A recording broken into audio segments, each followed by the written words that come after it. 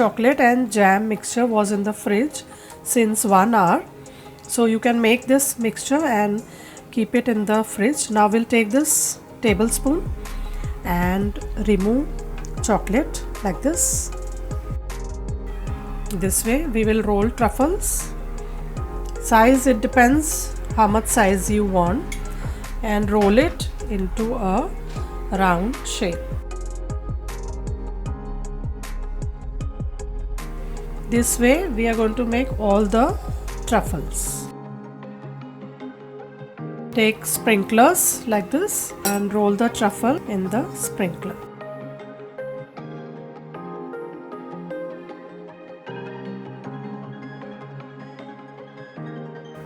And our beautiful tasty orange jam truffles are ready.